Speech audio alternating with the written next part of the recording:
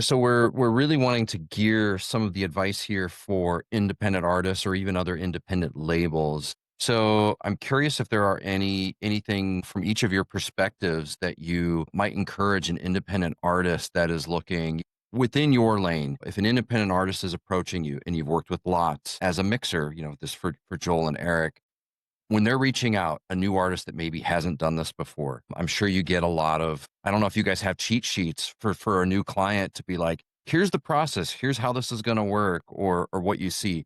But what's some just generally speaking advice that you might have for an independent artist that is going to work with a mixer or producer for the first time, or maybe not even the first time, but continuing to work with somebody? I'll jump on that grenade. Okay, so I think the first thing is I would ask to get on the phone. And I know a lot of mixers don't like this. I'm friends with a lot of them from Nail the Mix. I know a lot of people don't like to do. I don't know, maybe I'm old school. I like to talk to all my artists and I want to be involved and like I want them to I want to see if we're a good fit and we vibe and I understand them and before I mix their song. But I'd like to try to talk to people. So I would want if I was the artist, I'm thinking of like flipping, I would want to ask the mixer, be like, hey, can we talk about the project? Because you want to find a person who cares. To me, again, I'm being old school. Do they pick up the phone or not?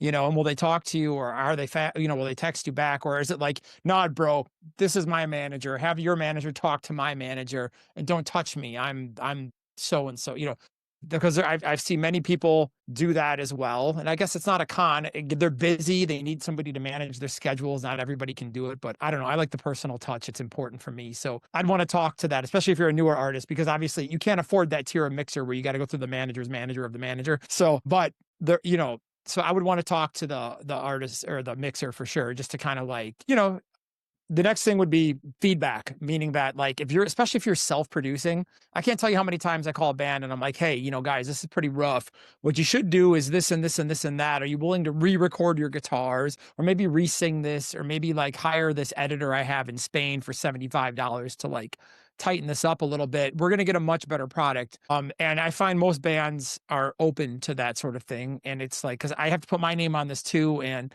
I like the song, but we need to up the level here on the input because and Eric, you can attest, like a good mixer can take a C to an A, an A plus, an A to an A plus, but you can't, an F to a C, but you can't take an F to an A plus. You know what I mean? So you kind of need to control your inputs and you want to do the best you can. So if a mixer calls you back and says, hey, maybe we should re-record this, or maybe you should go do this with a producer, like don't get offended. They're actually trying to help you and be happy that they care. And I think that stuff is important because if you're open to feedback from people, you're going to improve. It's like when I used to produce and I'm a guitar shredder. So I'd like whoop everyone's ass on guitar really hard. And I would have to stop them sometimes. Like, look, I'm so hard on you right now because I want you to be the best version of yourself. And I want to know that I know what I can get out of you and what you're capable of. You just haven't been taught properly. And like, so don't get mad, get excited because the next time we get in this room together, you're going to be twice as good. And, then when they kind of see that like, hey, this person's actually, they're not being rude or like tough on me, but they're actually just trying to help me because most people have never received any type of like formal training or education and stuff like that. So yeah, just be open to feedback. It's very important. Yeah, I would say kind of the same thing. It's open to collaboration. I always say, if you didn't want my opinions, why not just do what you were going to do anyway? Like the whole point of hiring a producer is to have new inventive ideas that, and be a catalyst for things you would never have thought of in the first place. And be willing to let the song go where it tells you. Don't sort of hold on for dear life to these little moments because it's a cool riff you played that you thought of in high school. And it's like, sometimes that's not a cool part. I give a little spiel every time I meet with a band. And I also am a fan of the preliminary conversation. I always have to have that because it's so subjective. The stuff I love, sometimes people hate and some people hate. So, I always kind of tell the artist that like, I'm here for greatness. I also am not the kind of person where like studio for me, and this probably doesn't vibe with some people, but is not a hangout time. I don't like when bands come in and it's like they bring the beers and the boy. Like I'm here to do work and make great shit. And that's my goal. And we're going to get there by any means necessary. And if that's not something you're interested in, then I'm not the guy for you. I always, I'll say often too, like I'm the kind of producer where you'll hate me during the process, but after you'll say, those are the best takes I've ever had in my life. Like that's kind of my goal. Especially I'm a singer myself and I'm so hard on vocalists because I want greatness and I want to make a legacy and I want really great shit to be out there. And this kind of harkens back to what I was talking about earlier is the lack of jamming has sort of made a generation of people that aren't they're not used to hearing negative feedback.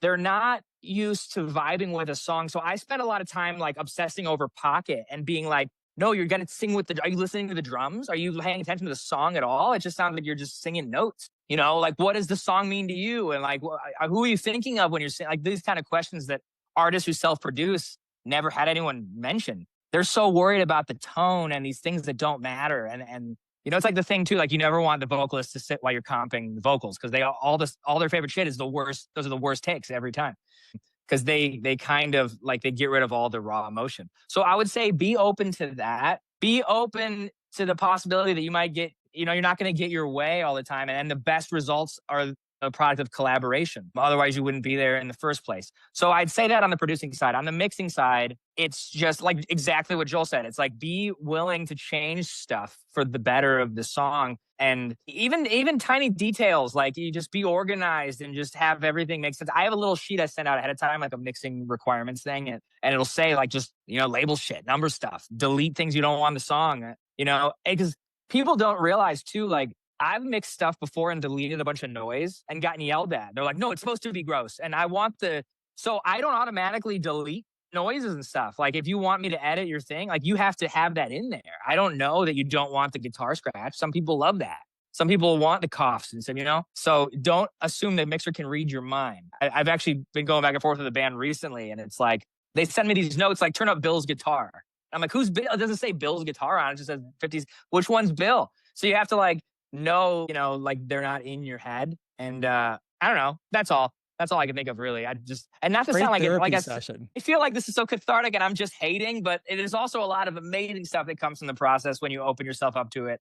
And it's not just me. I don't want to create this totalitarian image like I'm just yelling at people. But part of my job is to bring the most out of people who haven't otherwise had to do that. This also, to me, last point, is because everything's so on the internet now, a lot of the development of like getting an audience reaction happens live. Like you get thrown to the wolves and you have to see someone's face and watch them be bored and then see, oh, when I sing this word that way, that guy looks up from his phone. And a lot of people haven't had that kind of experience. So they don't know that they're being boring. They haven't had to look at a room full of people hate them and go, oh shit, I got to really put something into it. And I did. So I know exactly what, I was on tour when I was young and just for the first couple of months, no one cared about what I had to say. And then I started realizing like, oh, if I just change this or this inflection, and you realize the nuances matter, even though maybe people can't quantify them. Anyway, I digress. Carry on. I want to get a question over to Nico as well for advice for artists working with a label and some of that process.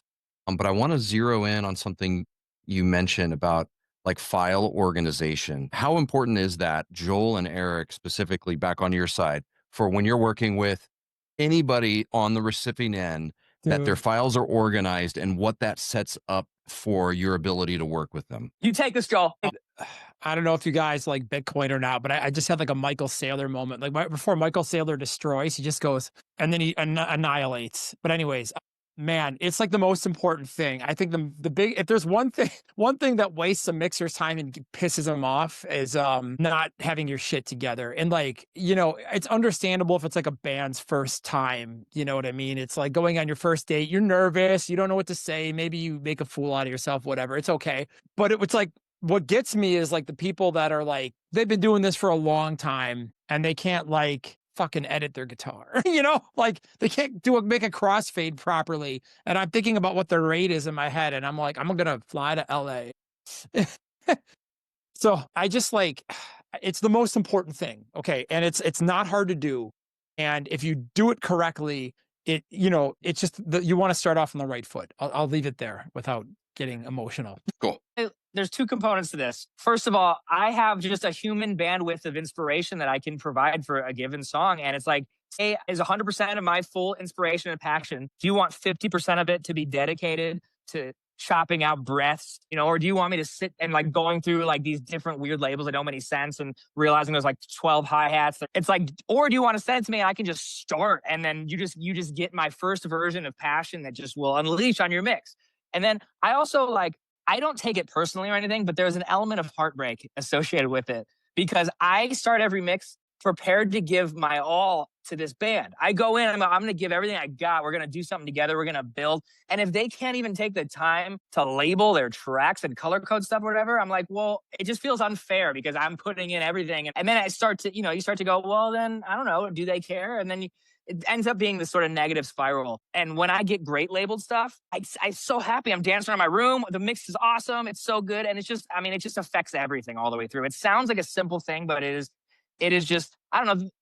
I feel like I keep bringing up greatness, but to me, the obsession and pursuit of greatness involves sort of an understanding of minutia. And if you don't care to that sort of granular level, I just feel like, what are you doing? Anyway. Look how traumatized we are by this question. Yeah. Like you can feel it. Man. Providing a service of therapy here. Well, Nico, from the label side, what's some advice you could give to artists that are pitching to labels, whether it's to Thriller or In Vogue or other labels, or trying to become successful as an independent artist and working with other companies in the industry in terms of music production or interaction? Yeah, I'm kind of curious what your perspective is. And I know you focused on seeing the songwriting as kind of a core piece and then addressing production. But, are you getting, 128 MP3s that aren't labeled right? Yeah, I don't know if there's even some of the same issues, but like, how can a band put themselves forward the best when they're pitching to a label like you? Yeah, I don't know. I think it is very important to invest where you can, because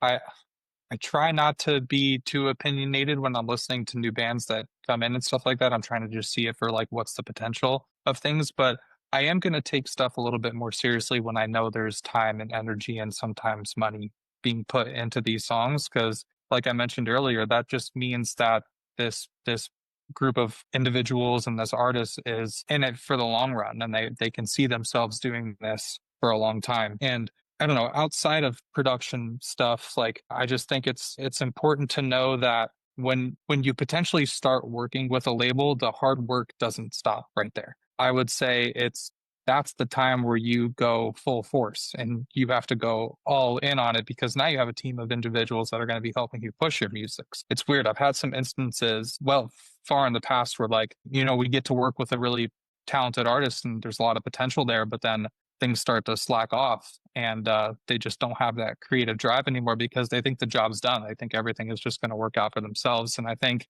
prior to signing and after signing, you need to have that mentality, whether it be grinding local shows and trying to sell merch and connecting with producers and songwriters and booking agents and managers and all that stuff. You're doing that on your own independently, and you continue to carry that same energy with a label, you're going to have even more firepower and more people working towards that same goal. But then, bringing it back to production, I do think it's important to invest where you can, because I'm going to take those projects more seriously when I know there's time, energy, and money being invested in songs and in content and live shows and everything that involves it. Not just songs, but all aspects of being a band. If you found this conversation to be valuable, please take a moment to like the video and make sure you're subscribed. It helps more independent artists discover these conversations. Fix Academy is also supported by our Patreon members. If you want deeper conversations, extended sessions, and direct access to what we're building here, you can join us there. The link is in the description.